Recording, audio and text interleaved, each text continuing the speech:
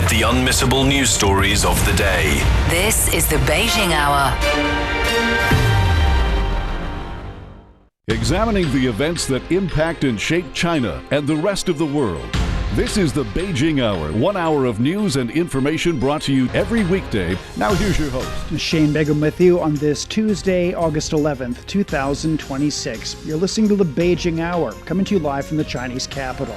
On today's program, the Chinese president sent condolences over the deadly earthquake in Colombia. Details are emerging about the U.S. president's secret military flight out of Turkey last month. Beijing, Shandong, and many other regions have issued alerts for extreme rainfall from the remnants of Typhoon Dolphin.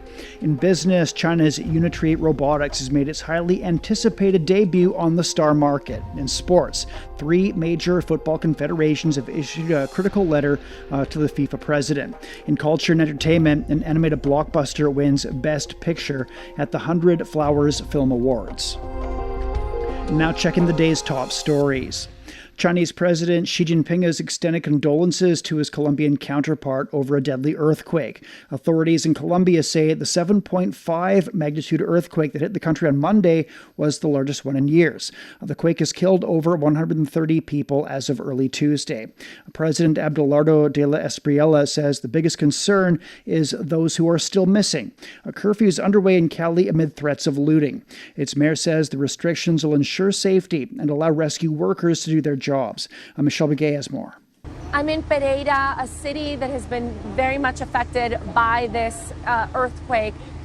Here we've had the biggest casualties right in the beginning, in the first 24 hours. We drove about 6 hours from the city of Medellin to get here. We've spoken to many different citizens, women, men who are from this city who are trying to help. And basically, we have a lot of people collaborating. A business is donating the heavy machinery.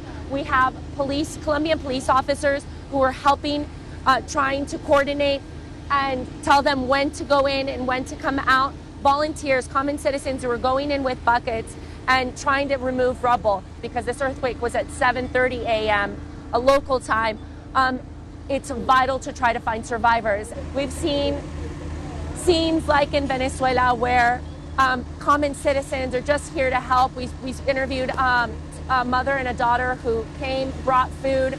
We're moved by this show of citizenship, of brotherhood, and came back with more food. And they say they hope to continue doing this.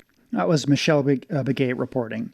Colombian President Abelardo de la Espriella says Bogota will serve as the central command base for rescue operations in areas affected by the earthquake. The top priority is rescuing people trapped under the debris. I call on authorities in the affected departments to report all incidents so they can be properly addressed. He said there will be other coordination posts in other communities as well, including Cali. Army engineers have already gone to Cali to support rescue operations. Li Jian, who lives in southwest Colombia, is an employee of a Chinese-funded enterprise, and he recalled what happened to him when the earthquake occurred. I received an earthquake alert on my mobile phone at 7:30 a.m. I didn't care about it, so I stayed in bed. But suddenly I felt the roof and ground shaking, so I rushed to a table and hid myself under it. The shaking lasted for about 30 seconds, and after it ended, I ran out of my room, just in case there might be stronger aftershocks. There were no buildings collapsing near where I live, and neither were there severe casualties. That was Li Jian with a Chinese-funded enterprise in Colombia, recalling what happened when the earthquake occurred. One of the regions hit hardest by Monday's earthquake is Cali in southwest Colombia. Rescue workers are busy searching for survivors. At the moment, we are here with the community, civil defense, and a total of 25 firefighter units carrying out the removal of debris and search for the 2 children. We are not certain if they are there.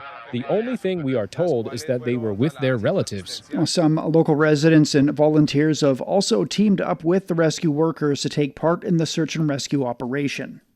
We are there trying to get out 4 people who are still buried there. There is a little dog, and just now it was scratching, but at this moment it can no longer be heard. Nothing can be heard anymore. We have faith that the dog is still alive and that we can still get the people out safely. Well, at some point it could be a relative of someone who is in there. So one cannot be indifferent when there is a situation like this. The quake has also prompted the Civil Aviation Authority to suspend operations at several airports. Many visitors in Bogota are rushing to reschedule their travel plans. We were supposed to travel to Pereira, but that flight has been canceled. We're trying to book an alternative flight to Medellin, yet nothing is certain for now. We simply don't know what the current situation is in Armenia and Pereira. We have just arrived here from Madrid when we got news of the earthquake. We were supposed to travel to Pereira tomorrow, but now we have to adjust our plans at short notice. We originally planned to stay in Colombia for 15 days, yet this earthquake has thrown our whole itinerary into disarray. German Prieto is an associate professor in the geosciences department at Colombia's National University. He explained why the country is particularly prone to seismic activity and why the depth of the quake could mean a wider area of shaking and a different pattern of aftershocks. Colombia is a seismic country. And it's because it's in the intersection between 3 different plates: the Nazca plate in the Pacific, the Caribbean plate in the north, and this country is sitting on top of the South American plate. The Nazca plate is colliding with South America, and in doing so, it's going underneath South America. We call it subduction. It's similar to the features that we see in Japan or in Alaska or in Chile, where one of the plates goes underneath the other, and it goes into the mantle as a rigid plate. This earthquake is different from the doublet in Venezuela in that this earthquake is very deep, and it happens along that subducting plate.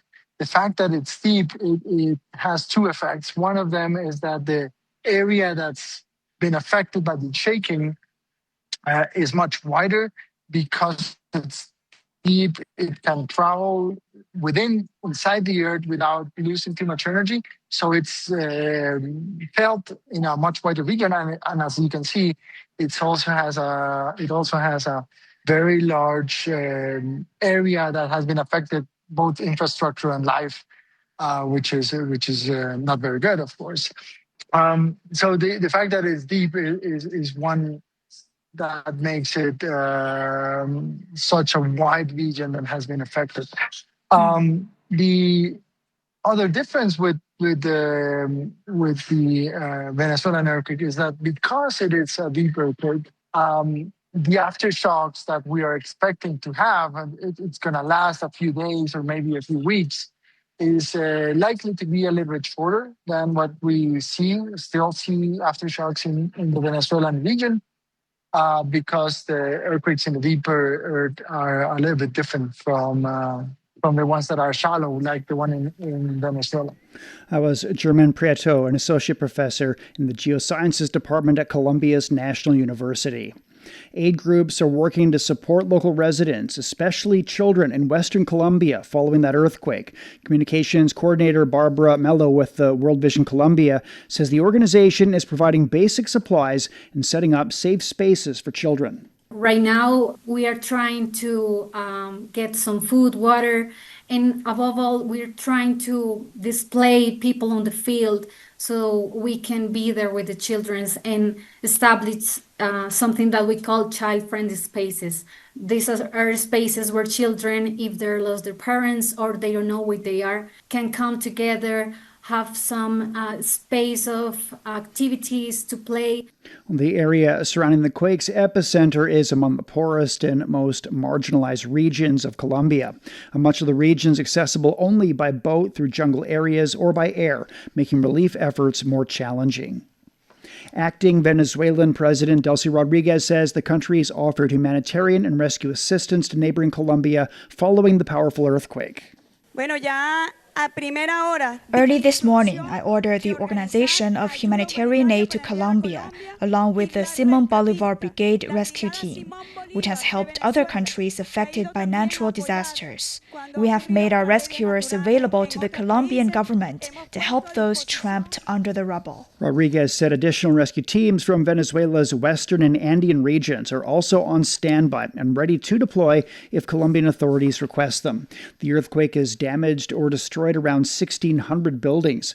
Soldiers, rescuers, and local residents have been combing through the rubble, removing concrete debris by hand.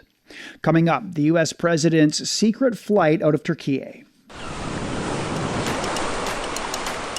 Do you have a story about China?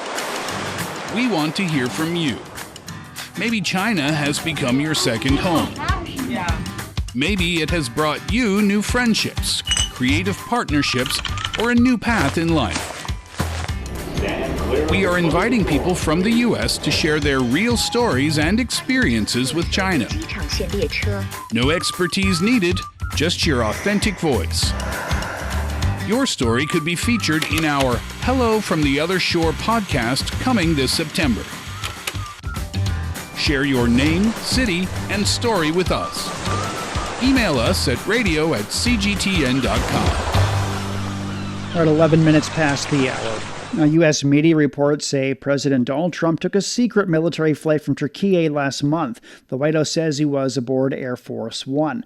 The report says Trump flew on a newly renovated Qatari-donated 747 to Ankara for the NATO summit, but he unexpectedly boarded an older Air Force One jet to depart the country in front of news cameras. The report says an airport catering truck secretly took Trump to a smaller plane, which took him to the UK. The plane arrived in Britain only minutes before the other Air Force One carrying journalists arrived.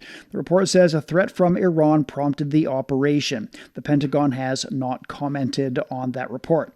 But the White House says the move aims to protect Trump from what it calls the enemies of America. U.S. President Trump has demanded Iran pay compensation for the people he says it's killed during attacks and protests. His proposal is in response to Tehran's demands for compensation and an end to U.S. sanctions. Trump says Washington is going for or opting for economic pressure rather than military strikes to push Iran toward a deal. Nick Harper reports from Washington, D.C. This is really a shift in strategy from the White House. Up until now, it's been all about that military pressure, carrying out strikes on Iran. Now it's about economic pressure. Of course, there's been those US sanctions being placed on Iran. Those have been in place for years and years. And on top of that, over recent months, we've had the US naval blockade on Iranian ports. All of that is choking off potential revenue streams, the ability for Iran to get money. And really, the Trump administration is saying it is happy to wait, to let all of that take its effects on the Iranian economy at a time that the Trump administration is saying that it is really, really struggling. So the US president not deciding to go back to military action, but rather trying to put that economic pressure onto Iran. He's also said that at this stage, the US is only semi-negotiating with the Iranians, saying that overall the Trump administration's approach now is to low-key it. We're still waiting for that potential deal between Iran and Oman. That would have a partial effect on the Strait of Hormuz. It wouldn't be the fully reopened deal that the US is looking for. It's really about the Iranians controlling which ships pass through the strait, and they are asking for preconditions or concessions from the US. They want that naval blockade to end, they want sanctions relief to be given, and they want those frozen Iranian funds to be unfrozen. Of course, those are all things that the Trump administration will not agree to, because those would give them the economic lifeline that the US president wants to avoid. That was Nick Harper reporting. Talks between Iran and Oman on the Strait of Hormuz are still pending approval from Tehran's top leadership. The newly appointed Secretary of the Iranian Supreme National Security Council has struck a hard line on control of the Strait of Hormuz. Mohsen Rezai warns that Washington will face heavy casualties if it continues its blockade on Iranian ports. Ehsan Kevani has more. It was expected that the Iran-Oman agreement would be finalized within the past few days, but despite foreign ministry statements, the announcement appears to be pending approval from top leadership in Iran. More than 5 months have passed since the supreme leader has been elected, yet he has remained out of public view, reportedly due to security threats.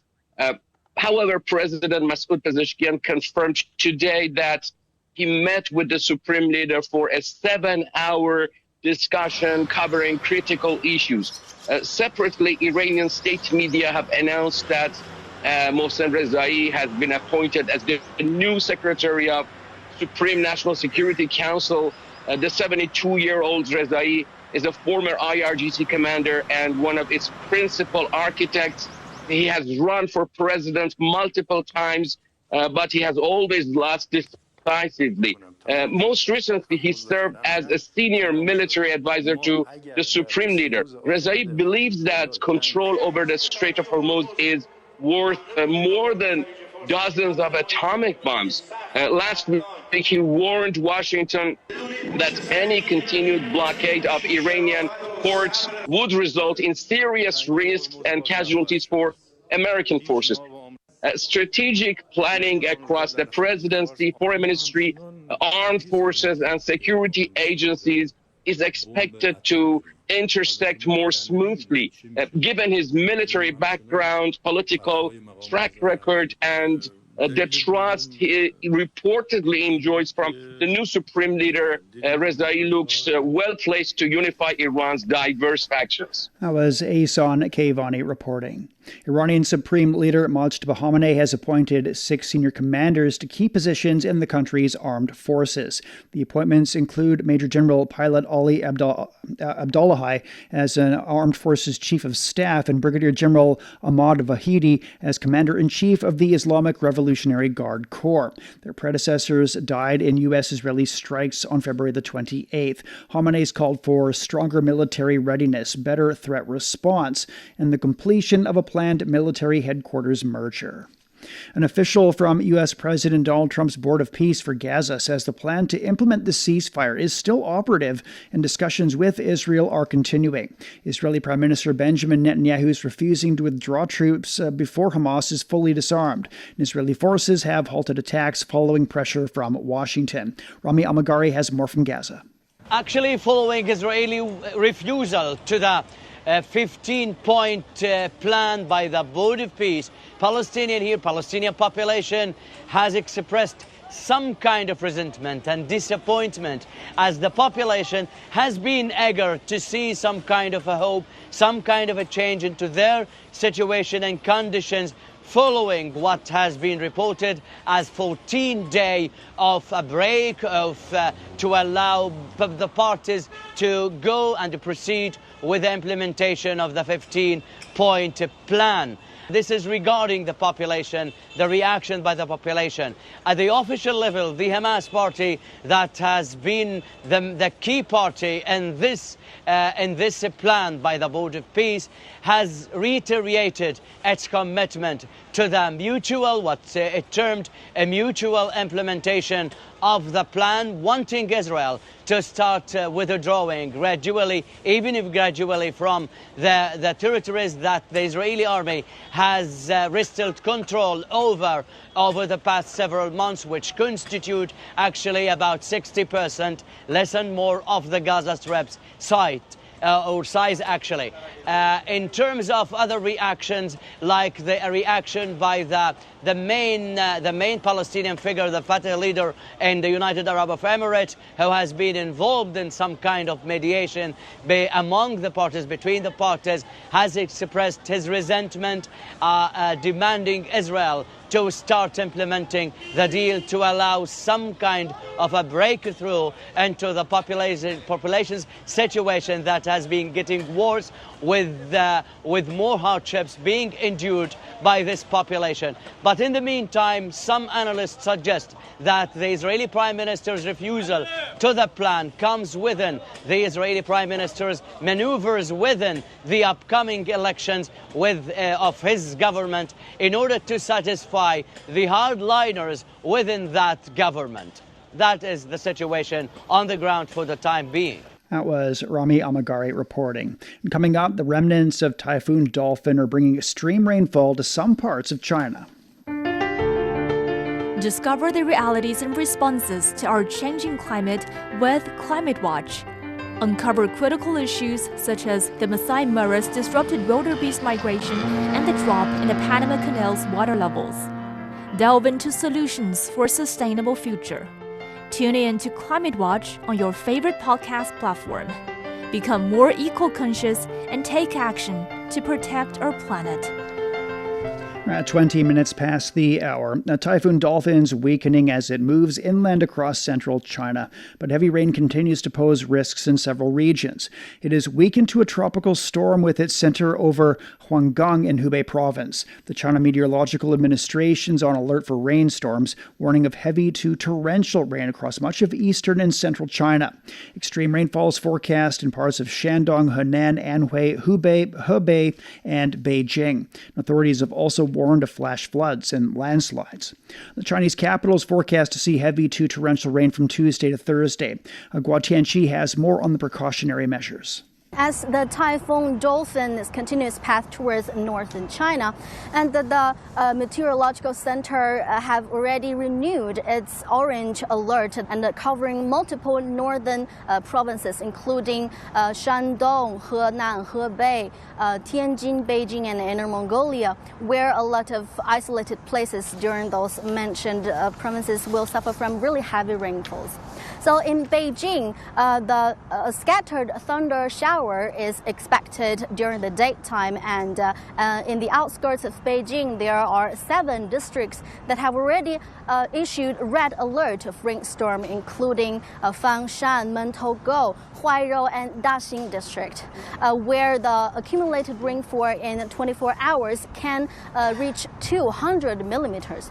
So as a matter of that, Beijing has activated the emergency response of the flood control. All the related departments have been mobilized to the flood control. For example, a lot of drainage devices have been pre-deployed to the vulnerable places in the city area. And starting from Wednesday, the authorities are advising those enterprises to adapt to those flexible workload and allow their employees to work from home. Also, the authorities is advocating all those outdoor sports activities, especially those organized ones, to suspend. Also, in the meantime, the city is doing their best to maintain the normal operation of the public transportations so that the daily life of the residents should not be affected. That was Guo Tianqi in Beijing. Restoration works underway in Zhejiang to clear the aftermath of Typhoon Dolphin, which made landfall in the eastern Chinese province over the weekend. Ubin has more. A race against time. Just hours after Typhoon Dolphin landed in Yuhuan, East China on Sunday afternoon, rescue work is already underway. Personnel worked overnight amid heavy rain to clear fallen trees and roads. The biggest problem Typhoon Dolphin has left us within the city is fallen trees. That's the most severe damage. To ensure the roads stay open, we're clearing the main streets non-stop. Due to the overnight efforts, the city's major roads were all cleared by the next morning.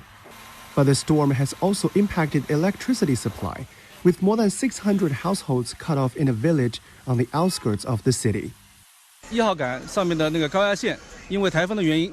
high voltage wires on pole number 1 got twisted together in the storm and caught fire, and that damaged the load equipment. We're replacing it right now. By Monday morning, most of the urban area had its power restored, though it could take longer in mountainous areas.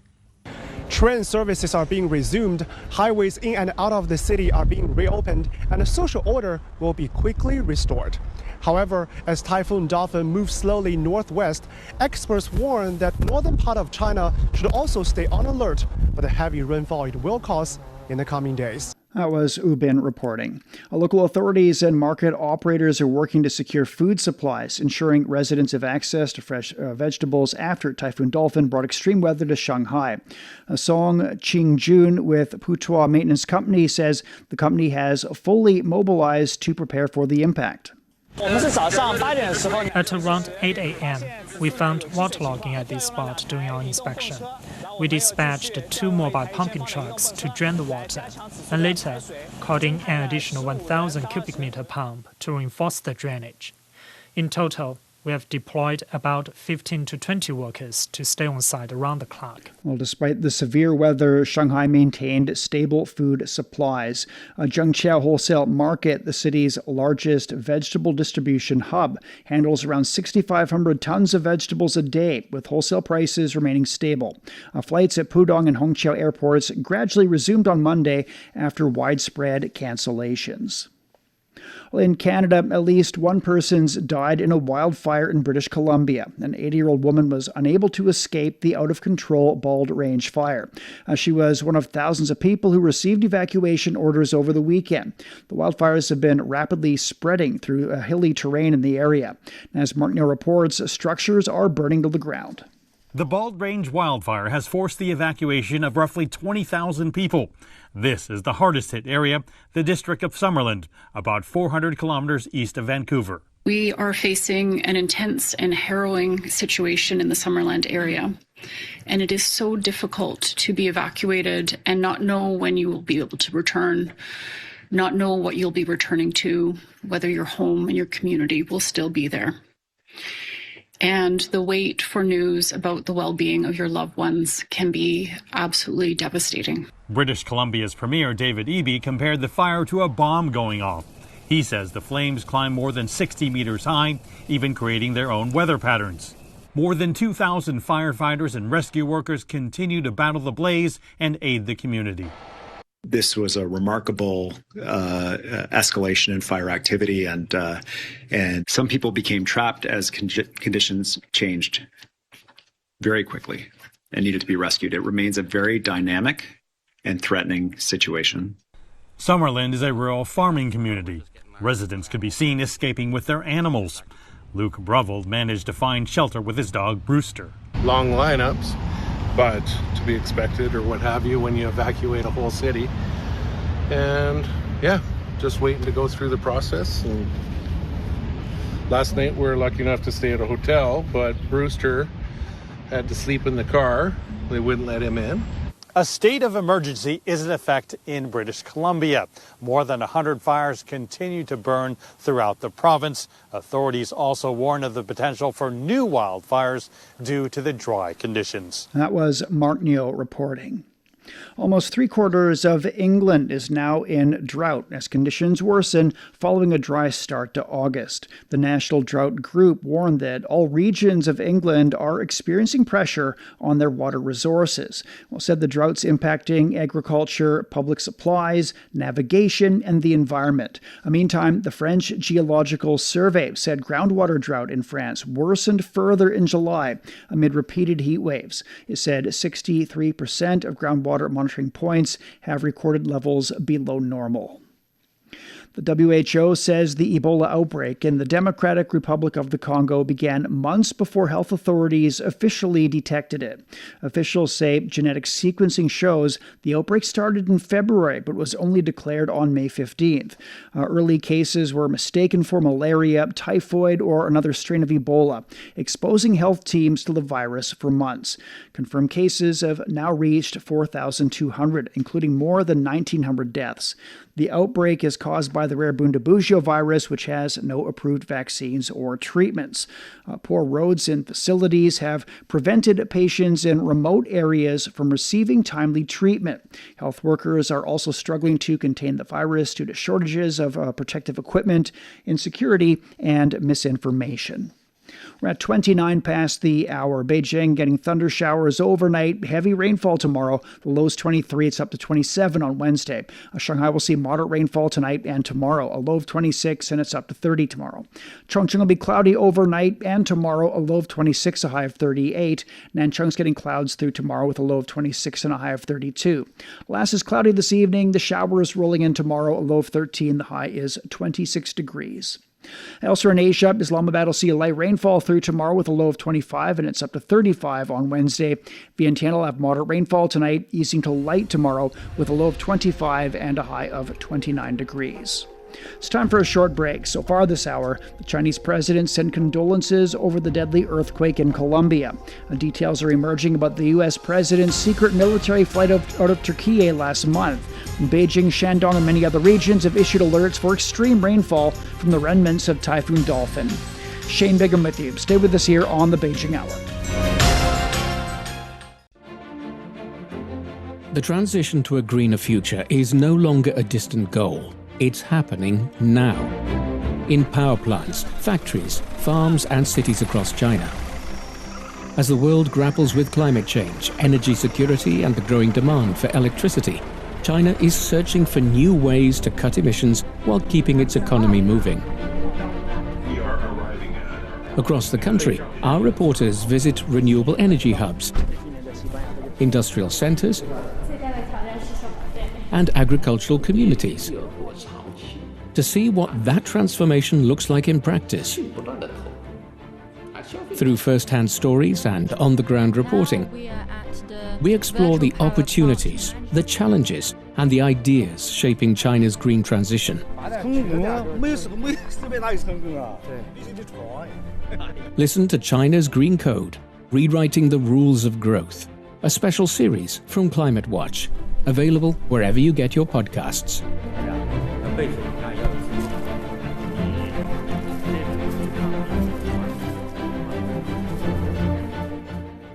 Examining the events that impact and shape China and the rest of the world.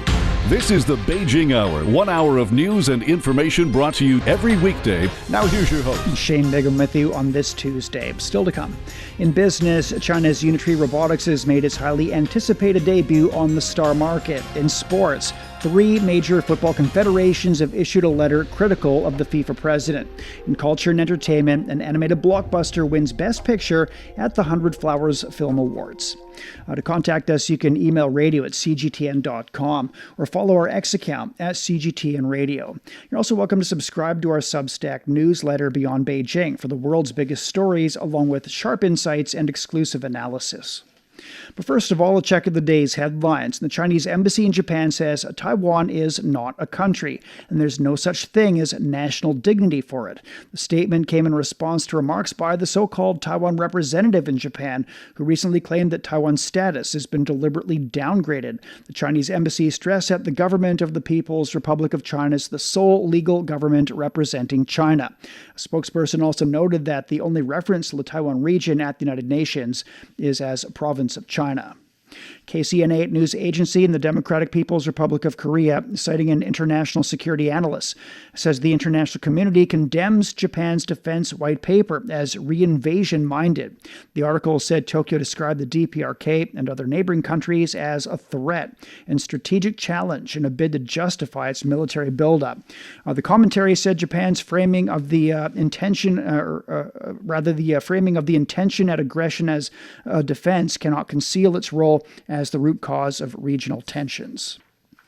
China says it'll send a new naval escort fleet to the Gulf of Aden and waters off Somalia later in the month to carry out an escort mission. The Defense Ministry says guided missile destroyer Kunming, guided missile frigate Yueyang, and supply ship Luamahu will join the mission. The ministry said the Chinese Navy is committed to building and supporting a maritime community with a shared future and contributing to the security of global sea lanes. China's maintained a regular presence in the Gulf of Aden and Somalia waters since 2008, escorting over 7,000 vessels. Beijing's activated a Level 2 flood control emergency response, the second highest level, as authorities are warning of heavy rainfall and heightened risks of urban flooding and landslides. Forecasters say most parts of the city will receive over 150 millimeters of rain within 24 hours from Tuesday evening through Thursday. Authorities will evacuate residents in high-risk areas, suspend construction work, and close mountain campsites and scenic areas.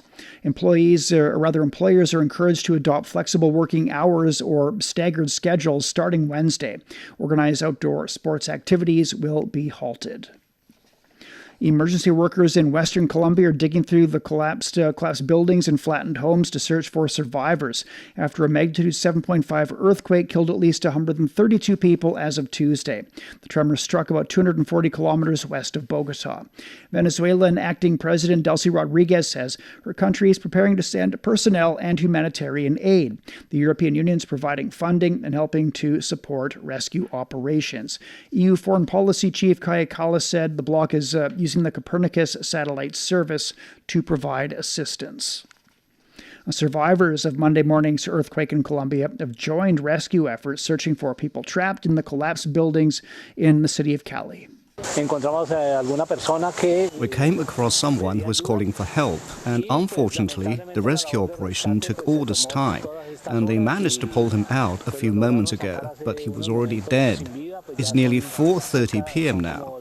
We first heard him at about 7:30, but they've now pulled him out lifeless. When the earthquake started, it was already very strong. It seemed like it was not going to end.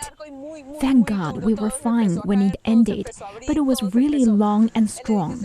Everything fell. Everything cracked open. In our building, water was falling over. When we came down, the building next to us was totally collapsed.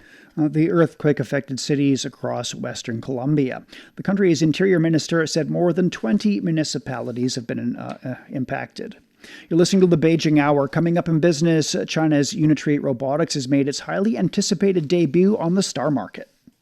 The Beijing Hour, your window on China and the rest of the world. 36 past the hour, and Chinese mainland stocks closed lower on Tuesday. The Shanghai Composite fell more than 0.8%, while the Shenzhen Component dropped by 0.4. In Hong Kong, the Hang Seng Index declined more than 1%. Japan's Nikkei rose more than 2%. China's leading humanoid robot maker, Unitree Robotics, has made its highly anticipated debut on the star market, with the IPO valuing the company at around $9 billion. Individual investors submitted nearly 10 million share orders, oversubscribing the retail portion by more than 5,500 times. Unitree's debut could make it the most highly valued company to list on China's star market this year. And for more on the IPO and its impact on China's humanoid robot industry, Juliet Mann spoke with Lian Jiesu, chief analyst at Omdia, a global technology research and consulting firm. Looking at the numbers, it's almost as if investors are being asked to bet on growth over near-term earnings. Do you think that's the right trade-off at this stage of the robotics race? I think it is fair to say that Unitree kind of represent this new facet of Chinese technological advancement. We used to think of China being this exporter of, let's say, EV, electronic vehicles or solar panels.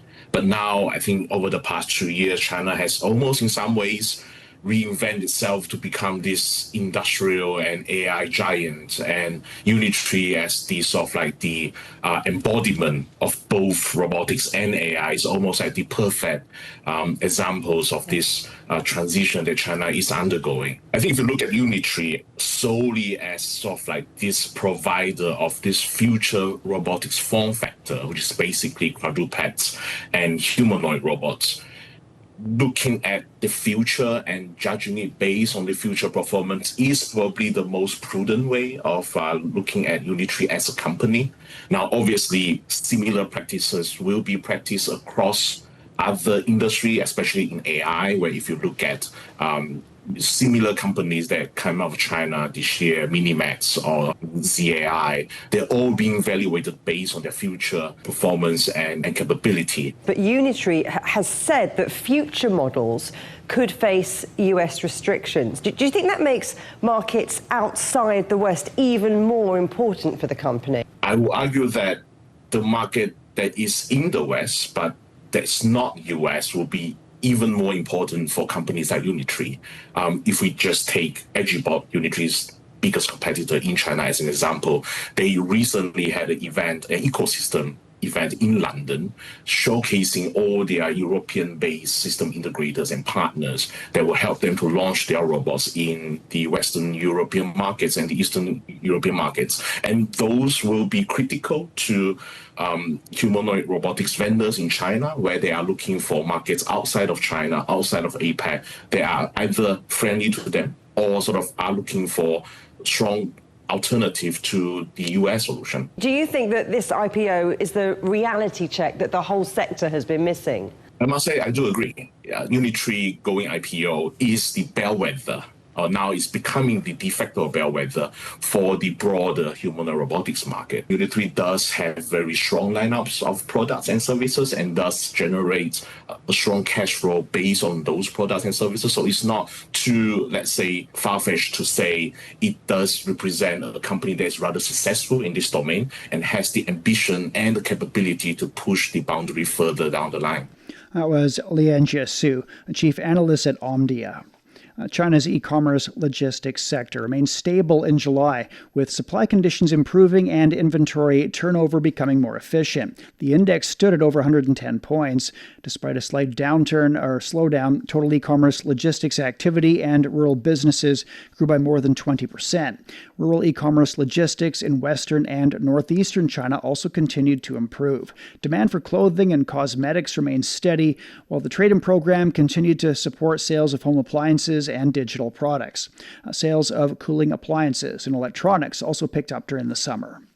Cities across China are using movies and nighttime screenings to boost consumer spending, combining film with shopping, dining, and tourism. In Beijing, the city is hosting more than 50 outdoor screenings and working with more than 1,100 businesses to offer shopping and savings linked to movie tickets. In Chongqing, local villagers can watch movies right in their communities. So far, the city's held more than 1,000 screenings, attracting more than 500,000 participants. Chinese authorities have also launched a series of Film Plus initiatives, selecting 16 cities as pilot hubs to boost tourism, dining, and spending. For more, Ho Na spoke with Jia Zhendan, chairman of the Europe Viramage International Film Festival. How exactly does this policy help the industry move beyond box office revenue and strengthen local economies? Your take? In my view, the real significance of this policy is not simply to attach tourism and dining to film, but to turn cinema tickets into a gateway to citywide consumption. Films create emotion engagement through their stories, characters, and locations. Cinemas, shopping districts, tourist attractions, hotel, restaurants, heritage business, and even creative brands can then convert the engagement into a wider range of experience. This extends the value of the film beyond the box office into merchandise, themed events, nighttime economy, and destination tourism. While bringing customers to local businesses, consumer vouchers can help stimulate initial demand, but they cannot replace quality content and service.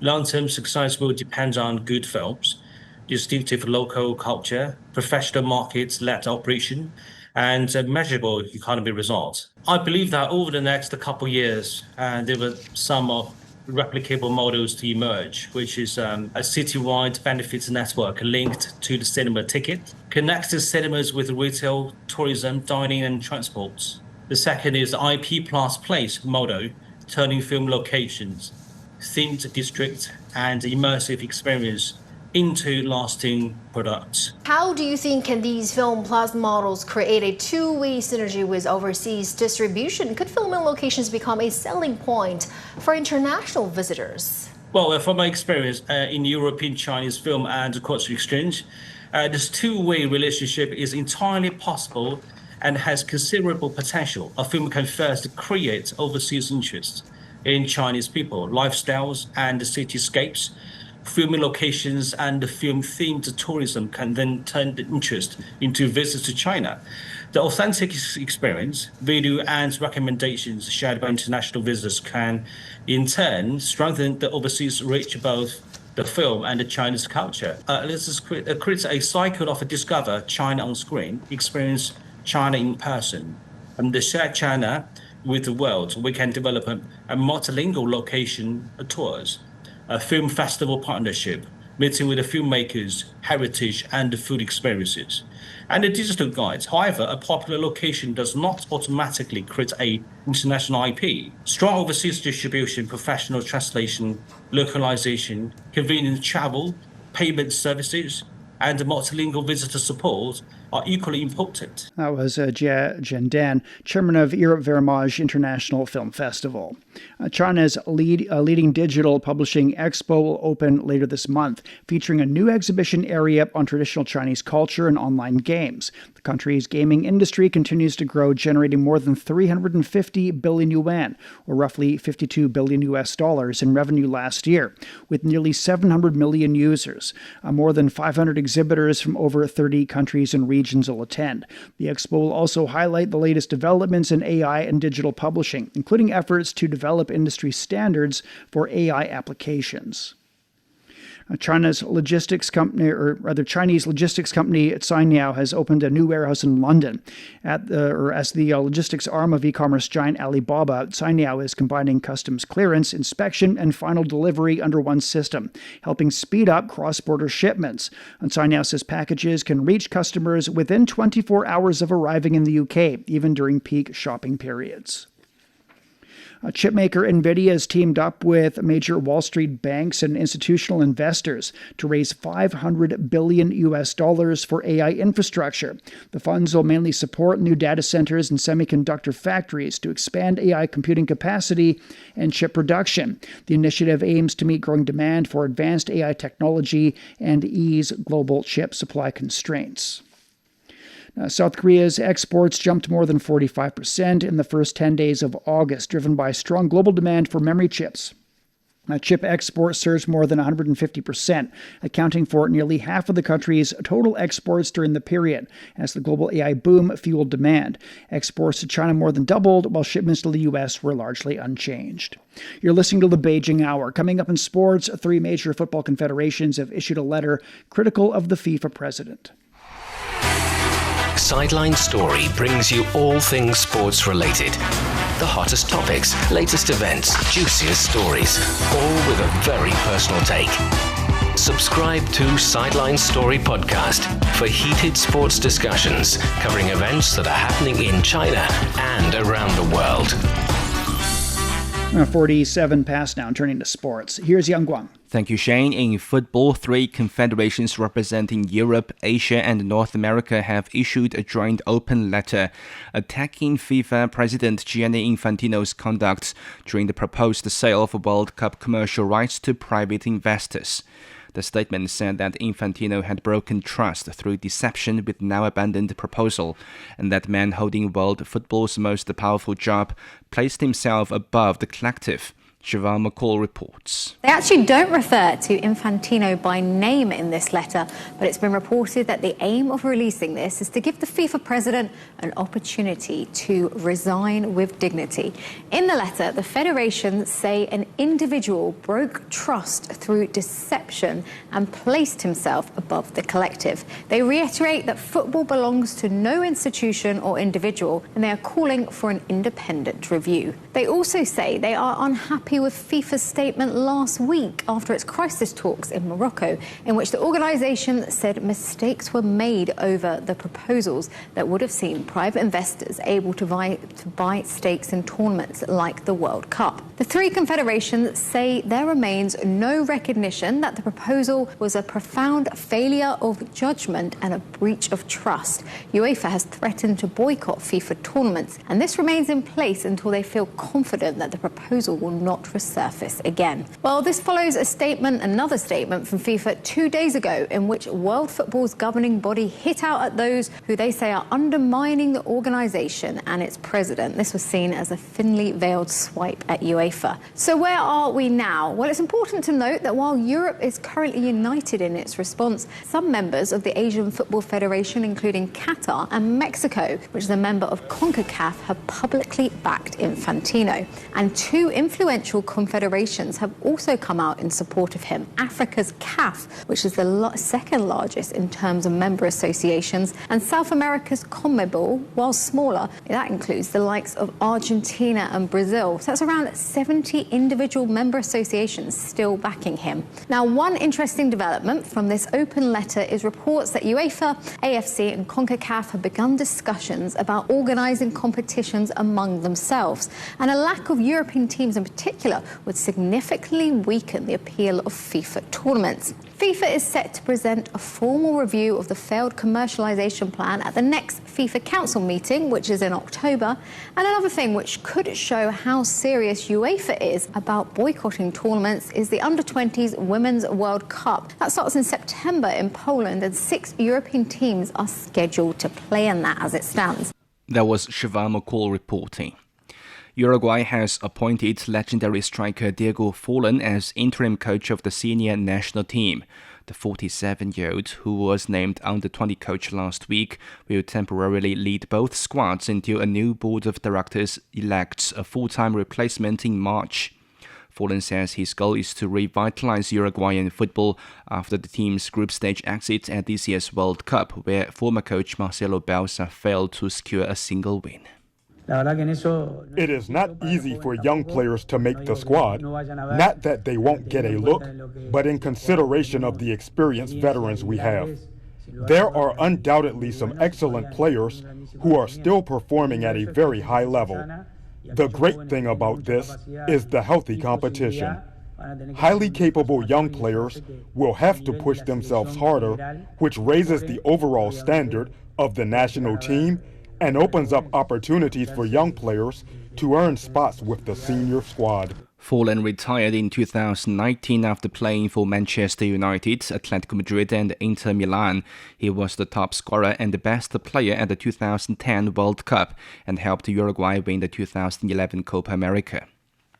In table tennis, China's Lin Shidong beat compatriot Chen Yuanyu 3-1 in the first round of the WTT Europe Smash in Malmö, Sweden. Lin took the opening frame 11-9 after a tight finish. Chen hit back to win the second 11-7, but Lin regained control with a dominant 11-4 third game, then closed out the match 11-6 in the fourth. The victory sent Lin through to the last 32. The first 2, even 3 games were very close. We know each other very well, so we were constantly trying to limit each other's strengths. In the end, every game came down to 1 or 2 points, and it was about who was better prepared and made the right decisions. When Rebo defeated Lilian Buddit 3-1 in the first round. And finally, in tennis, Iga Swiatek has cruised past Diana Schneider 6-2, 6-1 to reach the Canadian Open semi-finals in Toronto. The world number 1 is chasing her first final since winning Seoul last September. She will next face Elina Svitolina for a spot in the championship match. Svitolina booked a place in the last 4 after fighting back from a set down to beat Yekaterina Alexandrova in 3 sets in the quarterfinals. In the doubles event, Zhang Shuai and her partner Katerina Siniakova progressed to the semi-finals. They knocked out their opponents in straight sets. All right, thank you. That's Yang Guang with sports. You're listening to the Beijing Hour. And coming up in culture and entertainment, an animated blockbuster wins Best Picture at the 100 Flowers Film Awards. From north to south, east to west, people in China are chasing their dreams and leaving their mark. Want to know how they beat the odds and made a difference? Footprints brings you the true life stories of their journeys. 53 past the hour. In culture and entertainment, Ne Zha 2's made history at the 100 Flowers Awards in Beijing, becoming the first animated film to win Best Picture in the award's 64-year history. The blockbuster grossed over 15 billion yuan, or about $2.2 billion worldwide. Yi Young-Chan Shi won Best Actor for Big World, becoming the youngest ever to do so at the age of 25. Hong Kong actress Michelle Yeoh took Best Actress for The Last Dance. Director Da Peng won Best Director for The Lichi Road. Chinese animated film All Wishes Come True is leading the season with a box office of over $1 billion. The movies also sparked a tourism surge to Yongle in Shanxi province, hometown of Liu Dongbin, one of the 8 immortals featured in the film. Yongle Palace draws 4,000 visitors daily, up more than 20% from June. Movie fans wander through the halls, comparing murals with scenes from the film. The palace is China's largest and best preserved Taoist temple complex. It houses over 1,000 square meters of Yuan Dynasty murals, considered the world's largest surviving collection of ancient Taoist fresco art. In northern China, a barren, wind-swept wasteland has been transformed into an oasis that's drawing artists from all over the world. They're seeking inspiration from the unique landscapes in Shanxi province. Hu Chao reports. More than 100 artists from China and overseas have gathered in Youyu County, Shanxi province, to paint its stunning landscapes. In the region where for over 7 decades, generations of local residents have planted trees and battled desertification, transforming the once sandy barren land into an oasis. This is Shahukou, a 2,000-year-old town at the Shanxi and Inner Mongolia border. Once a military stronghold and trade hub, its unique scenery and architecture are inspiring artists today. I like China because China, many building heritage like this. The culture, especially the ornament, the building, and very, very nice. This is my first time visit in China. It's like a dream comes true. And it's a huge, big culture in China, in everything, in music, in dance, in festivals, and especially the watercolor. Youyu has rolling hills and vibrant forests. That, together with winding sections of the Great Wall and ancient fortress villages, offer endless inspiration. I always like to discover Chinese history. I feel that this is so rich that it's so many things to read about, to learn. For artists, it's a great place to be and to enjoy and also to discover. The county has also established a dedicated accommodation center for visiting artists and regularly hosts outdoor painting events. I think this is a very, very good plan for artists to promote art in China, and as a foreigner, we also have the chance to bring our artist friends here to do the communicate, to learn with each other. The event runs until the 15th of August. That was Hu Chao reporting. A 24-member student delegation from Iowa has begun an 8-day tour of China, playing friendly pickleball matches in Beijing, Qingdao, and Hebei. The group will also try table tennis and martial arts and visit cultural sites. Pickleball is growing fast in China. The visit echoes the historic 1971 ping-pong diplomacy. In November of 2023, China invited 50,000 young Americans for exchange programs, achieving the goal 2.5 years ahead of schedule. An education ministry official said sports continue to build people-to-people bridges and hopes these young visitors become new envoys of friendship. We're at 57 past the hour. Beijing getting thunder showers tonight, heavy rainfall tomorrow, a low of 23, and it's up to 27 on Wednesday. Shanghai will see moderate rainfall through tomorrow with a low of 26 and a high of 30. Chongqing is getting cloudy conditions tonight and tomorrow, a low of 26, the high is 38. Nanjing also cloudy tonight and tomorrow, a low of 26, a high of 32. Alaska is getting cloudy skies this evening, becoming showers tomorrow, a low of 13, the high is 26. And elsewhere in Asia, Islamabad will see a light rainfall tonight and tomorrow. The low is 25. It's up to 35 on Wednesday. That's it for this edition of the Beijing Hour. Making news today, the Chinese president sent condolences over the deadly earthquake in Colombia, and details are emerging about the U.S. president's secret military flight out of Turkey last month. On behalf of the staff, this is Shane Bigham in the Chinese capital, hoping you'll join us for the next edition of the Beijing Hour and open a window to the world together.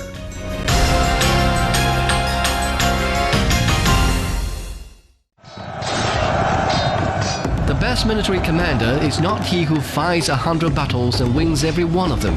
The best military strategy does not lead to the desiccation of the enemy's capital city. Decoding the art of war will help you understand why there's no art in war and how Sun Tzu stayed undefeatable using the science of war, with fun stories and insightful breakdown of famous battles. Find Decoding the Art of War wherever you listen. A poem for the Tibetan antelope, the gentle spirit of the Qinghai Seazong Plateau, spoken by voices from across the world. Every spring, female antelopes migrate hundreds of miles to Zhuonai Lake to give birth, as we build gentle passages for their journey. Hello, little Tibetan antelope. Eyes opening to the light for the very first time. To see a world in a grain of sand, and a heaven in a wild flower. So much wonder calls for so much courage. But have no fear. The way home is right there, waiting for you. From the snows of Kowloon to the winds of Tangula, the wilderness will teach me to be strong. But the call of life itself never ceases. A train runs toward the horizon. A road stretches through the wilderness. The bridge that soars through the clouds is no barrier across the land, but a gateway to where I truly belong. Tibetan antelope's hoofprints loosen the soil, letting snow melt sink into the earth. Human presence passes through, but we've never walked this land alone.